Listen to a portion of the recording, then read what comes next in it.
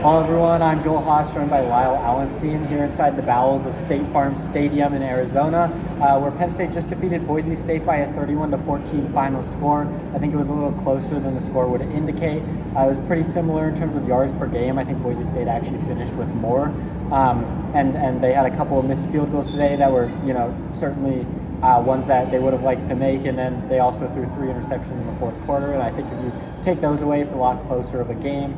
But regardless, Penn State gets out of here with the win. They advance to the Orange Bowl, which will be played, I believe, next Thursday against the winner of the Georgia-Notre Dame game, so keep an eye on that one tomorrow night. But Lyle, let's start with the offense today. What did you see from those guys? Run game. I mean, we've talked about last 2 games. Nick Singleton, Kaytron Allen started in the Big Ten Championship against Oregon. SMU first-round win. They did it again today. I think Kaytron had 134 yards and a touchdown. Obviously, last time Penn State was in the Fiesta Bowl, 2017 against Washington, Saquon Barkley ran for 138, so he didn't quite hit that number. But again, got it done on the ground, running physically, angry, violent is what they talk about. Running guys over, making them miss. Nick Singleton, 11 carries, 85 yards, and a touchdown. He had a 50-yard scamper, really broke the game open for Penn State. They both went over 1,000 yards this season, which they've done for the first time collectively. Nick Singleton went over 1,000 his freshman year, but they got it done. This is a team that's been really just grinded out in the run game. Obviously, there's been times where they've struggled. They both haven't been 100% healthy this year, but they're really coming on as late. They're playing their best ball. They talk about being the best running back duo in the country. They're doing it on the brightest stage. Obviously, the running back in the biggest running back conversation today was talking about Ashton Jeanty, Heisman runner-up, and for good reason. He's the best running back in the country, and he's been doing his thing all year. But the Penn State defense, I don't want to say shut him down. I'll say contain, because he still ran for over 100 yards. They did as good as anyone, actually better than any other team has done this year. 104 yards, obviously, is still a pretty good chunky yardage there, but it was the lowest total of Jeanty's season so far. So you obviously have to give credit to Penn State there for kind of doing what they came out with. Yeah, and it was without, obviously, Abdul exited the game early with injury, did not return. It looked like he had some form of cast brace on his left arm. Didn't go in, but you saw Dani had a pair of sacks. Smith Vilber, Mean Vanover really stepped up. Obviously, Zane Durant has been a menace on the interior all year. You saw Max Granville fill in, true freshman, who should still be in high school right now, stepping up on the biggest stage, playing meaningful snaps today. And I just think that kind of speaks volumes with Deion Barnes has done with this defensive line, really stopping him. I think at times you notice the difference when Abdul Carter's not out there. So that's something to monitor looking forward. Obviously, Franklin didn't have an update for him post-game, about Carter post-game. But I think just going back to the offense, I think we should touch on Drew a little bit. 3 touchdowns. I mean, this guy seems to like playing inside domes. But yeah, I mean, I played pretty well. His touchdown pass to Amari Evans and Tyler Warren, right on the money. Some of the best throws I think I've seen Drew throw during his career. And then he could have had another one later in the game that Harrison, both on the same drive that Harrison Wallace and Amari Evans both dropped. If he had that one fumble, that was pretty bad. But I think pretty sound game from him. Obviously, Tyler Warren was the offensive MVP, 6 catches, 65 yards, 2 tutties, set the Penn State single-season record for most catches, passing Allen Robinson's record with 9. Well, Warren got 98. Robinson previously had the record with 97 in 2013. And yeah, I think that was a good thing. Obviously, Boise State safeties, number 0 and 34, you pointed out, they kind of got torched by Warren, had no answer for him, and not like a lot of teams have had. But so obviously, solid, well-rounded effort for the offense there. Yeah, I think if there was one area of weakness that you could point to, I mean, obviously they found success on the ground, found some pretty good success through the air, but if you want to point to something that was kind of a fly in today's game, I would say that their pass protection kind of lacked today.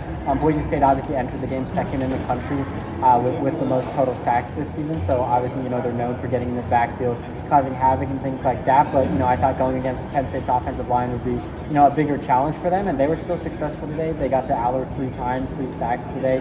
Had him on the ground, and even when they weren't bringing him to the ground, they were still getting that pressure on him.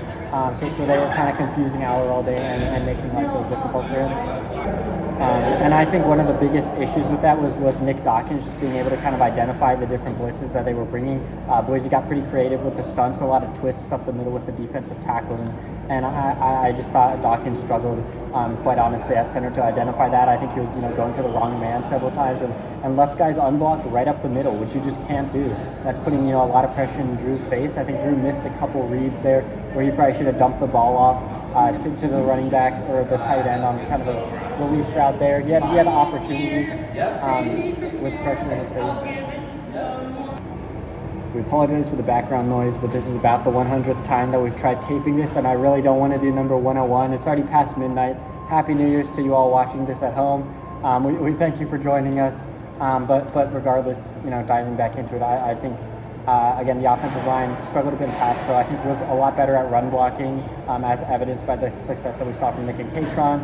And obviously, those guys were the first ones to credit the offensive line after the game. Drew did the same thing, credited his offensive line for its play, and Drew actually took some of the blame for getting sacks, that he should have done a better job of kind of identifying the blitzes and making life easier for his offensive linemen. But that's just kind of, the guy that Drew is, where he's, not a selfish guy. He's always going to take the blame in a situation like that where something goes wrong. But I thought he played pretty well today. I know obviously did what he needed to do.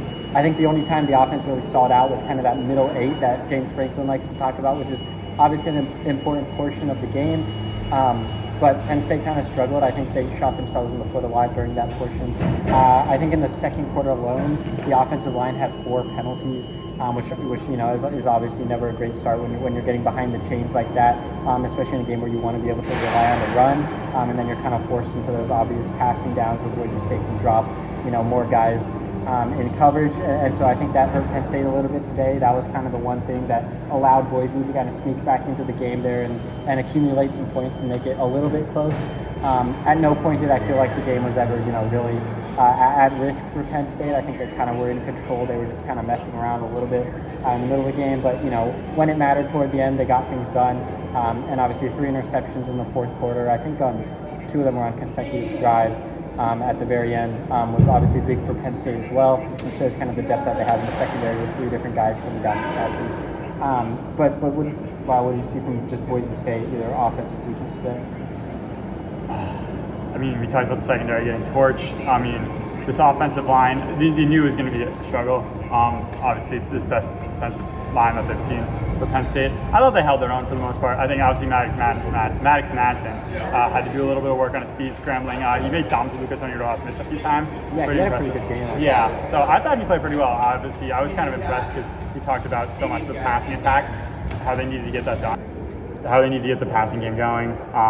And I think they had more total passing yards and rushing yards, which is something you don't really see for Boise State, considering Ashton Genty runs all over whatever defense he plays. Yeah, Madsen had over 300, which is crazy. Yeah, and obviously they had some wide receivers. Obviously they had that one wide open 50-yard touchdown, completely uncovered, just bad defense. So I think Boise State, obviously this is a team, had a great season. Obviously they kind of went in with the underdog mentality, even though they're the highest seed, G5. But it's what you have to do at a program like Boise State, so I can't necessarily blame them for taking that approach to the game.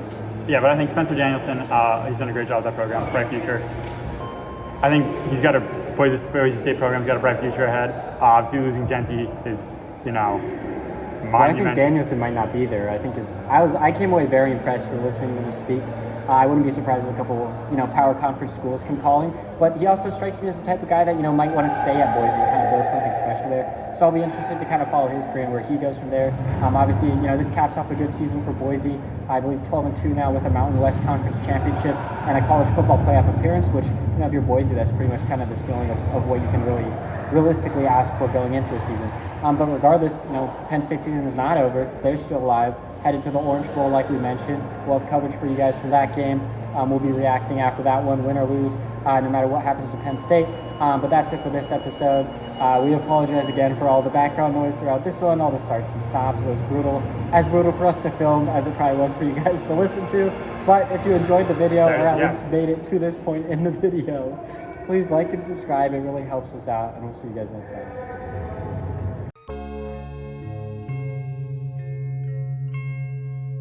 Thank you for checking out this content from Post-Gazette Sports. If you watch this video on YouTube, please like the video and subscribe to our channel. For all of the sports coverage the Post-Gazette has to offer, visit post-gazette.com.